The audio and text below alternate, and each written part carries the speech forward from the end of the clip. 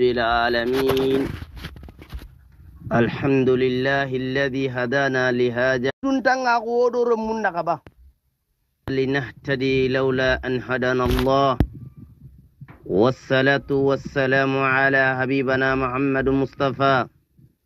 صلى الله عليه وسلم. أما بعد،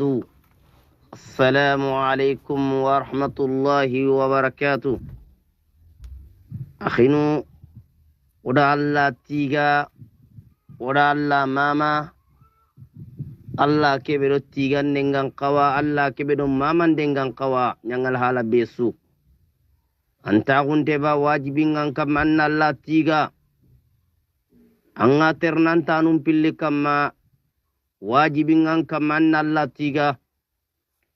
أنغا سقدا غندبا واجبين كم أن الله تيغا أنغا سينون دبا واجبين كم أن الله تيغا أنغا نيخاليين دبا واجبين أن الله تيغا الله نتيغا تنكا نيانكوانا تيغا أنكندا تيغا بما تيغا كندا دو تيغا فرسنيان واجبين أنكم أن الله تيغا جل وعلا تنكا كبغاني تنكا باني ناغي تنكا هونغا أياغاني بانا غنكنغا فيلاندي غانتا كاباي أياني bani gankenga fillanni ganta kapai ken Allah kawa tigene ken Allah kawa mabine mamande jun kawa Allah daga jalla jalalu agi kallan ka hundi bana ganka hunga nyaage tunkan na ken Allah ya gon kawa na ya nyaga mana fofu nyaga dunano na nyemene Allah subhanahu wa ta'ala tunka hunga ken ta nyemene aymeti dauni astajibu lakum qarin qirin nyima gai رب المشرق كم بكن كمارو كن كنن كما واجب نكن ينقوانا كري ولكن الله تيغا ولكن الله ماما وانياغنا أنا ينفومها بورو جنوب نيانغانو نيانوي كتانو نيانوي وانياغنا سبحانه رب المشرق كما نغانا ينفومها أين ينفانا تنكنا الله غنا ينفسر بمغا والله نقيرن كتا دونارو الآخرة ay metoni qiriya ino nyimi oni nyaga yampayenga ina yampoma oda Allah nyaga subhana Allah gana yampodo islamil lemmen cumaga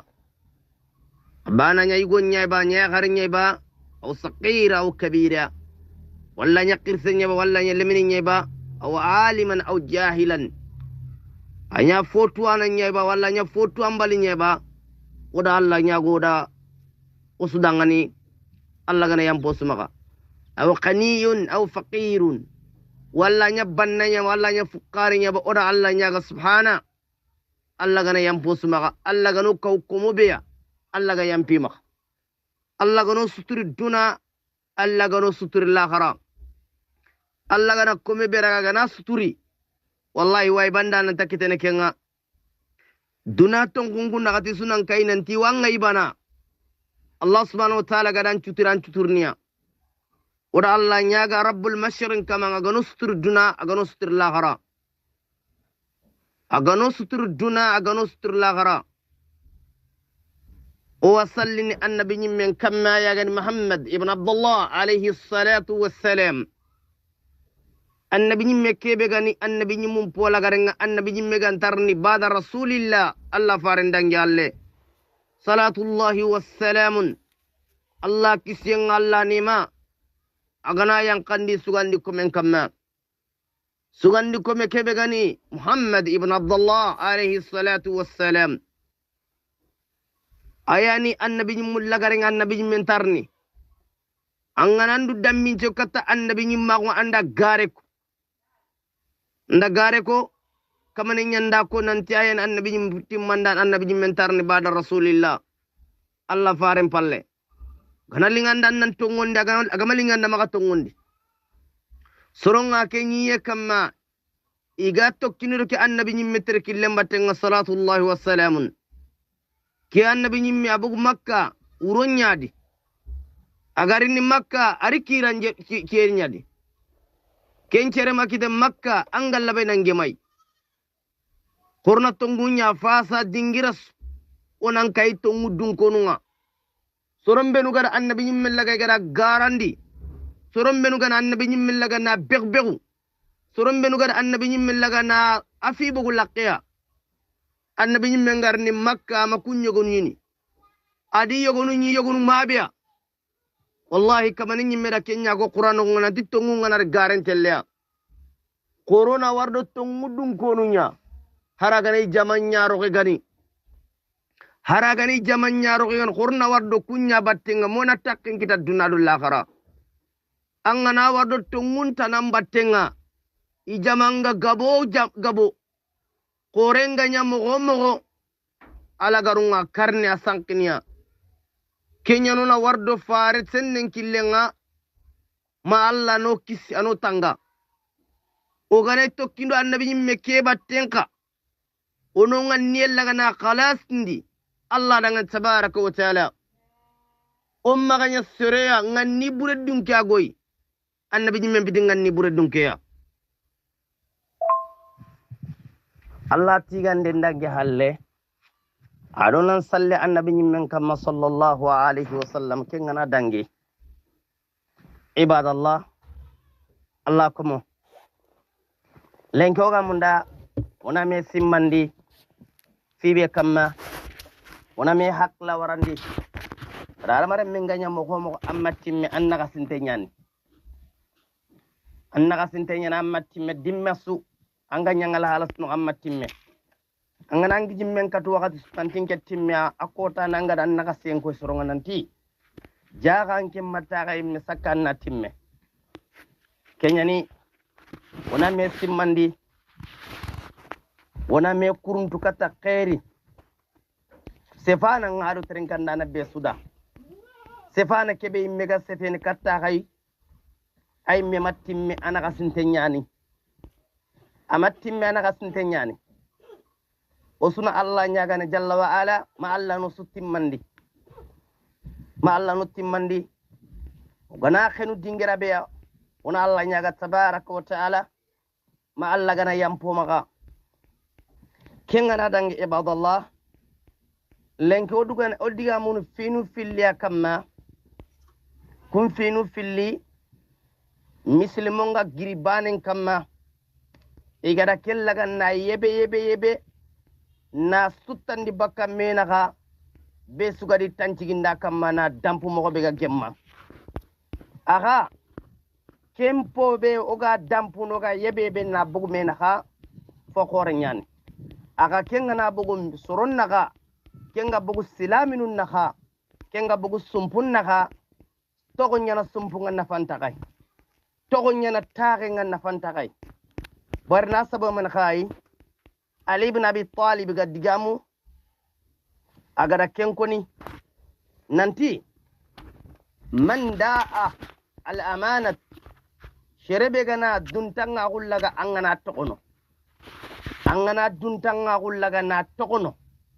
yeskodu Allah naka ke duntanga ko wona ko kanu diba ke duntanga ko wona o yakunun diba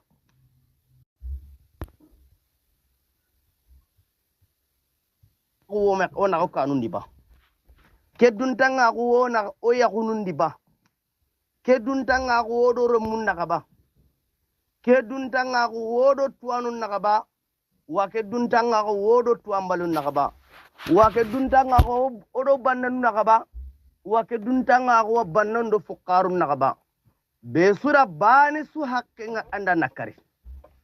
be sura bani hakke laga anda nakari anke ngananya alim anganya tuananya angan kawati gene tikebeya dun tampo ke banga utuna kini sorokuwa anke mbega bakalla kanga sedini ho hana annangan nien kalas ni Allah dangan bor dun tampo nyani anga utuna kini sorokuya annangan nien laga na kalas ni wa annabi nyimme ngada ko ni hadisen no gondi mo be sallallahu alaihi wasallam agati innamal a'mal binniyati golle sunyana tinganne al amana dun tanga ko ngono anga sebe konno soroda anke nyani alim anke nyani tuananga soro kusa hunten anke nyase fi kannenga anyanga kebe konno soro kudangani دليل نمغ في كتاب الله وسنة رسول الله صلى الله عليه وسلم دليل نمغ الله كتاب عرفار سنة أن نمغ السبب أنغا أمتون كورغنا أنغي سانكون ديني kuro danko doron ina wardanke mattenga nan tanke o dun tamponya na Allah gara utuna kinan illa Allah subhanahu wa ta'ala gama kebe nyanganke ndama nyanganda war dun danga hunyan Allah subhanahu wa ta'ala gatellanti kenyani Ali ibn Abi Talib serebe gana dun tanga hullaga angana tokono wona hailen kismando kogondo mamanu ngani birene gara duntam po kebera gana tokoma low battery please charge sheregane kalla tandanga lemmu nga khaliyana nga oro Allah naga maduntanga gunya tokam maga ba ara duntanga gunya raga agara tokam maga ando Allah naga ken duntanga anda karandi ba mamma karandi anke nyimme wa low battery please charge Allah wa tabaraka wa ta'ala maduntanga ukere manda karandi mamma duntanga ukera karandi anyimme watkentu bor duntam ponya na gada khaliyan Allah subhanahu wa ta'ala watellantirni duntam ponya ne ka serenga da digan kannera kana khaliyan ken duntam po yes kanda karandi ba manda duntam po kan tigita ba matigita ba anke nyimme watu Allah watu kawona kammo gollenki yes keo ke duntam po be goma ona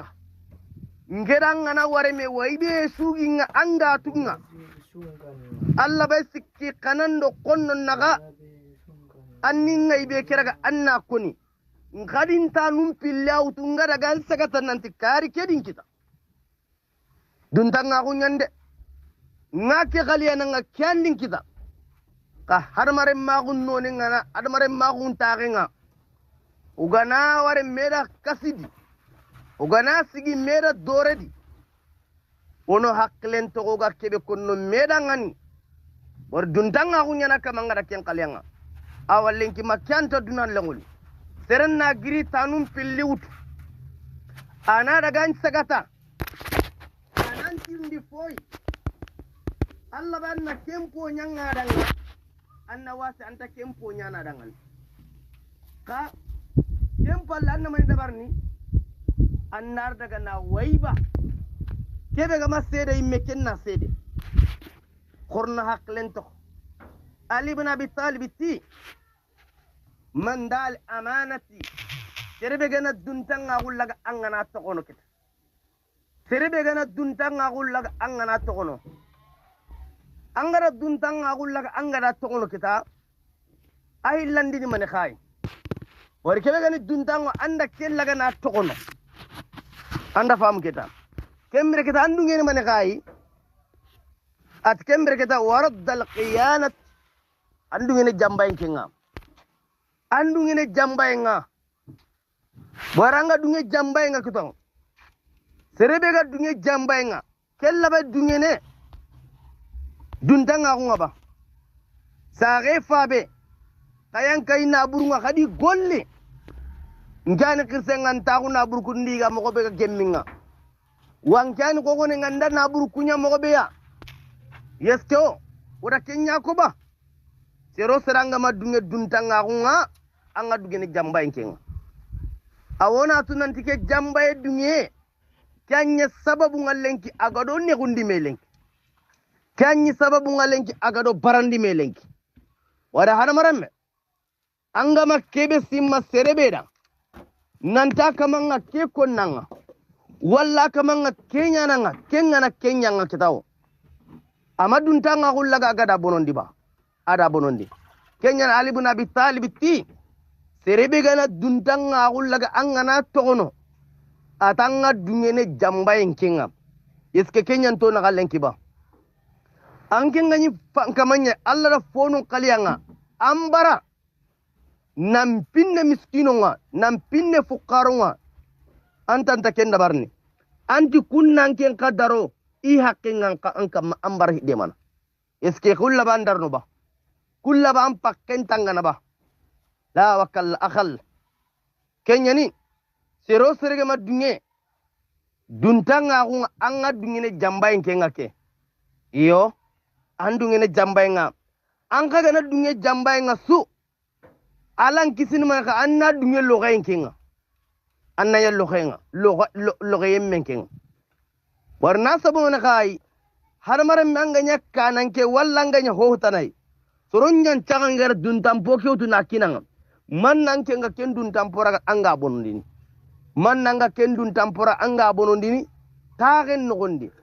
na sabu dun tampo ke da kininga anke nga gelligel ankisma kismanoy dun tampo ke wa hama ka man ka sabu man ken dun tampora ga na bonondi ka kun tagen nogondi leng ayani alqiyana har maran me ogara ga me jamba kendita ho horante nyana awa wana to ogo okka honga kor nyana oga kor daga na dome oga korin dome ayani ogara kebe sabat ome na ayani jambai nkena njambana nke nin jambana anda fam oku anati jambai ora sima jambai notana ana mara musoro filla anke ngama sima serebe ga digambe konnanga walla serebe ga hibe nyana kenda kenyanga har dunam bire ken ko ndilen ngala hini kenga wanta lay ni kenga kurna jambay ngara ogara dunge jambay ngasu wonat nanti ono yimmelo lo hen ken urede odo kinga gemme